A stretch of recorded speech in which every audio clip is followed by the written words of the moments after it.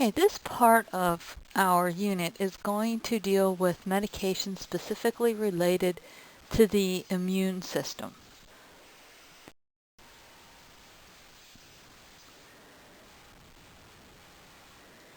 So your objectives for this particular section are that you should be able to describe clinical indications and adverse effects of immunosuppressive therapy, as well as the actions, indications, and adverse effects of immunostimulant agents. So we're going to start looking first at the immunosuppressants.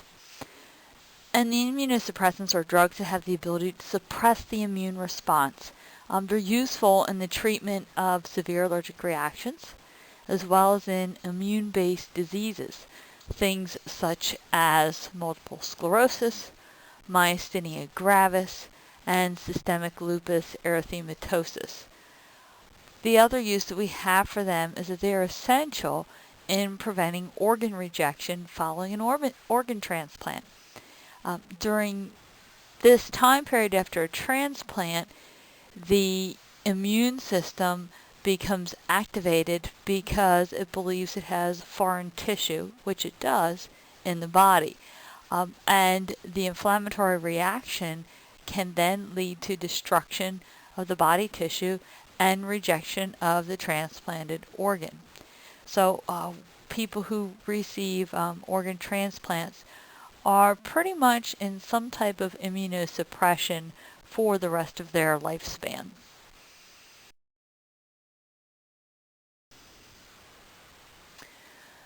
So on your drug summaries, you did have a couple of immunosuppressant agents, and these would have been Enbrel, Prograf, and Cellcept.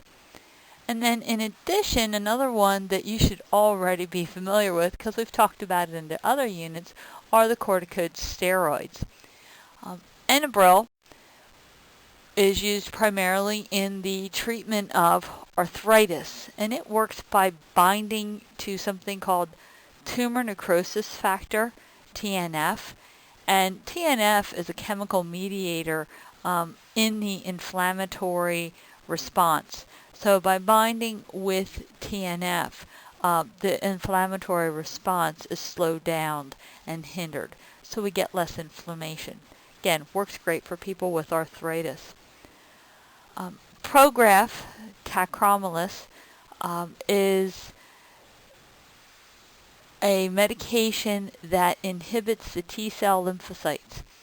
And by inhibiting T cells, it then slows down the immune response. It's primarily used in transplantations to prevent rejection of an organ. And Cellcept is another one that is also used in transplants to prevent organ rejection. Similar to Prograf, it does inhibit T cells, but it also inhibits B cells too. So this one sort of gives us a double whammy of being able to modify the immune response.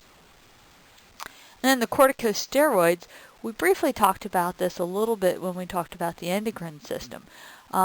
We know that they produce a really potent anti-inflammatory and anti-allergic effect. They have the ability to suppress the immune system, though, also.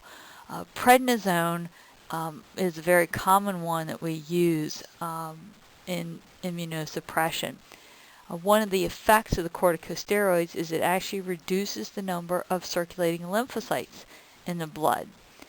In addition, it reduces the amount of lymphatic tissue in the lymph nodes and the spleen, and it decreases the number of active macrophages, T cells, and B cells. So as a result, it has numerous effects across the immune system. And we see corticosteroids also used frequently to prevent rejection of transplanted organs. I like to point out sometimes you may remember Gary Coleman, who was on different strokes. And he had that kind of like that round moon face, which is very typical of someone on long-term corticosteroid treatment. And he had kidney transplant, and so he's on long-term corticosteroid treatment. So that's kind of that effect that you get. And one of the things you have to then deal with, because you must keep that immune system somewhat compromised so that for the rest of the life, so that we prevent organ rejection.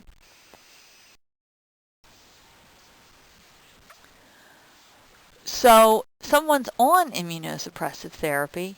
What are the things we have to worry about, or what are the dangers we need to be careful of? The two big ones that we primarily need to look out for are infection and nephrotoxicity. Because we are suppressing the immune system, they are vulnerable to infection and disease.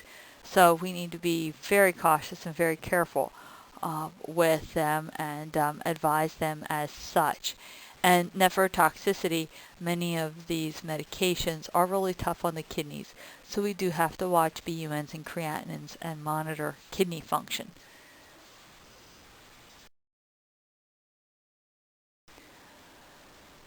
So I'm going to switch gears a little bit here to drugs that actually increase the activity of the immune system.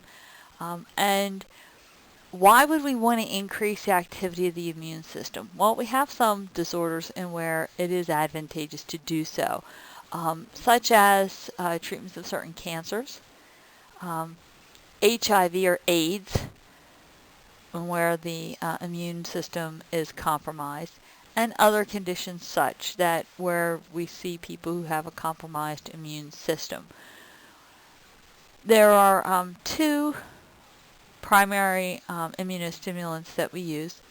The one is interferon, and interferon are naturally occurring proteins that are produced by your lymphocytes and other cells in the immune system.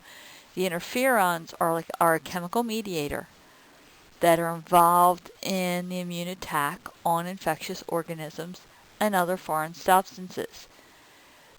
You'll sometimes hear them called as alpha, beta, or gamma interferons. And you may have heard of someone getting a gamma globulin injection to boost their immune system when they've had an exposure. We frequently do that. If someone has had, for example, a needle stick injury, we will go ahead and give them gamma globulin to boost the immune system to hopefully attack if there were anything that got into the body from that needle stick, to prevent it from setting up an infection within the body. The other one that we use, interleukin-2, more commonly called IL-2, because it's much easier to pronounce. It's another chemical mediator similar to interferon, but it particularly stimulates B cell production and killer T cell activity. So it's targeting primarily those two cells, which then increase the immune response in the body. If someone's on given an immunostimulant, the common things that they will experience would be the things if you think of when your immune system kicks in. They might get a fever and kind of like the aches, almost like a flu-like feeling with it, just like you would get if you're exposed to a virus or something and your body's kicking in an immune response. So initially they may get that, but over time then it becomes less notable, and they become gradually used to the medication if they need to be on it for a period of time.